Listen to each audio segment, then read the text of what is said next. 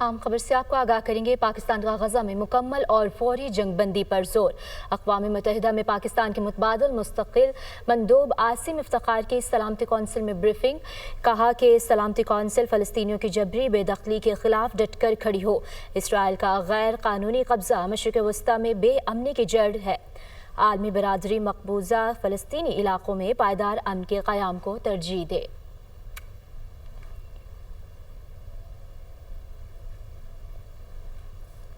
Supreme court में फौजी अदालतों में सिविलियंस के ट्रायल के फैसले के खिलाफ इंट्रा कोर्ट अपीलों पर समाअत हुई। सिविल सोसाइटी के वकील फैसल सदीकी ने दलाइल में कहा, फौजी अदालतों के खिलाफ 5 रुकनी बेंच का एक नहीं 3 फैसले हैं। जस्टिस आयशा मलिक, जस्टिस मुनीब अख्तर और जस्टिस याहिया अफरीदी ने अपने फैसले लिखे। तमाम जजेस का एक दूसरे के फैसले से इत्तफाक था। तफसीलात के लिए हसीब मलिक हमारे साथ मौजूद हैं, इनसे जानते हैं। हसीब, हमें अहवाल बताइएगा समाअत का। देखिए, ये फ़ौजी अदालतों में सिविलियंस के ट्रायल के फ़ैसले के ख़िलाफ़ अपीलें हैं, जिसके ऊपर समाअत जारी है और ये 7 रुकनी बेंच है जो समाअत कर रहा है। फैसल सदीकी की जानिब से आज दलाइल का आगाज़ कर दिया गया है। गुज़िश्ता रोज़ देखा गया कि बानी PTI के जो वकील थे उज़ैर भंडारी, उनकी जानिब से दलाइल मुकम्मल किए गए थे और आज समाअत के आगाज़ पर फैसल सदीकी की जानिब से ये मौक़िफ़ इख्तियार किया गया कि फ़ौजी अदालतों से मुतालिक जो 5 रुकनी बेंच का फ़ैसला है वो बेसिकली उसके अंदर 3 फैसले किए गए हैं, क्योंकि जस्टिस मुनीब अख्तर, जस्टिस याहिया अफरीदी और जस्टिस आयशा मलिक की जानिब से अलग फ़ैसले तहरीर किए गए हैं। उनकी जानिब से ये भी बताया गया कि जो फ़ैसला दिया गया था वो तमाम जजेस ने इत्तफ़ाक़ किया था, लेकिन तमाम बाकी तीनों ने जो वजूहात थीं वो अलग अलग जो हैं वो जारी की थीं और बाकायदा तौर पे तहरीर की थीं, और जो वजूहात होती हैं वो फ़ैसले का हिस्सा तस्वुर किए जाते हैं। तो इसलिए ये 3 जो है इस केस के अंदर वो फ़ैसले तहरीर किए गए हैं,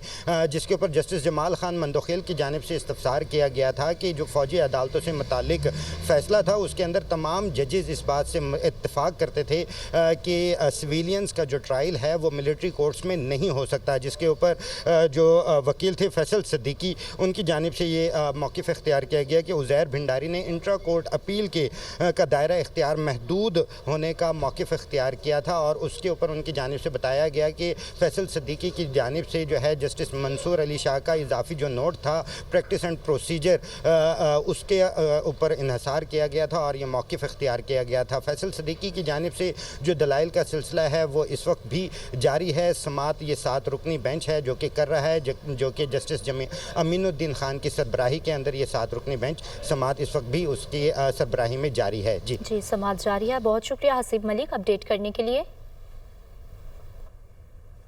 लाहौर हाईकोर्ट में पीका एक्ट में तरमीम के खिलाफ दरख्वास्त पर समाअत। अदालत ने वफाकी हुकूमत समेत दीगर फरीकैन से जवाब तलब कर लिया है। जस्टिस फारूक हैदर ने दरख्वास्त पर समाअत की है। लाहौर हाईकोर्ट में पीका एक्ट में तरमीम के खिलाफ दरख्वास्त पर समाअत जारी है। अदालत ने वफाकी हुकूमत समेत दीगर फरीकैन से जवाब तलब कर लिया है। जस्टिस फारूक हैदर ने दरख्वास्त पर समाअत की।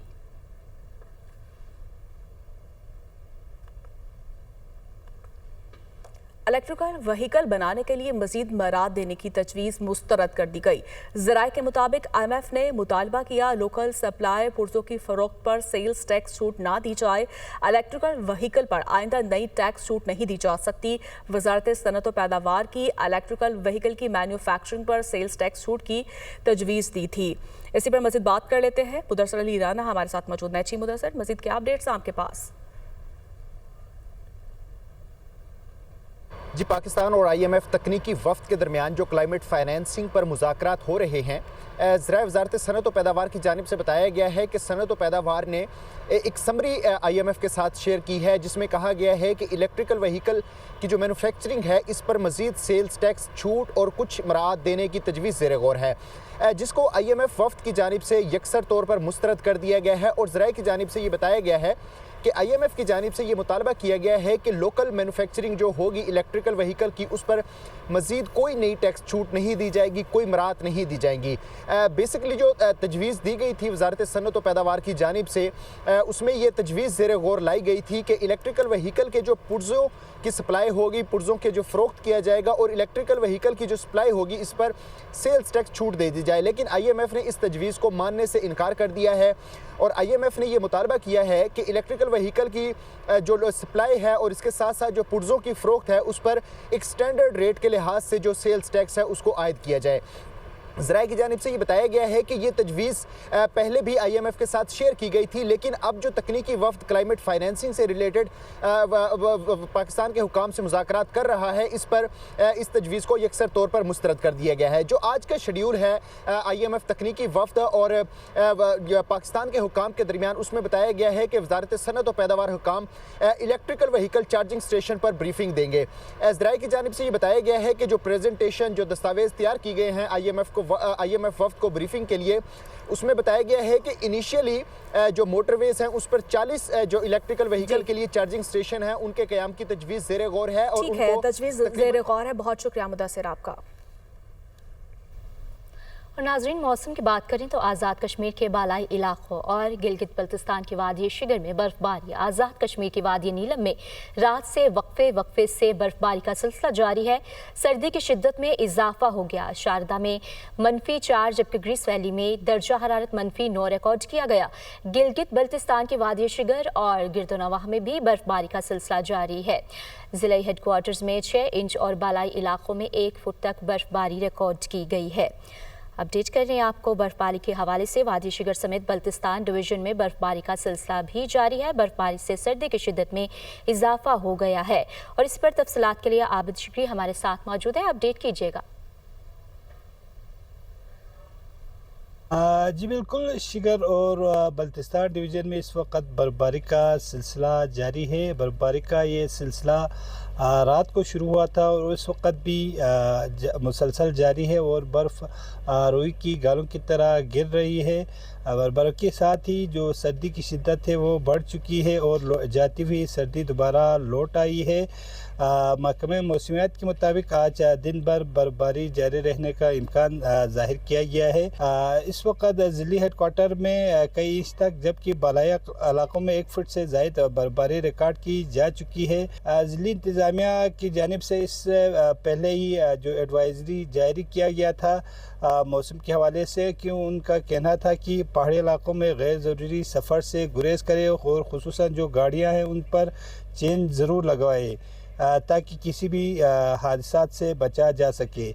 बर्फबारी का सिलसिला आज दिन भर जारी रहने का इम्कान है। जी, गलियात में दूसरे रोज़ भी वक्फे से बारिश और बर्फबारी जारी है। महकमे मौसमियात के मुताबिक आइंदा चंद रोज़ तक मतला अबर आलूद रहने का इम्कान है।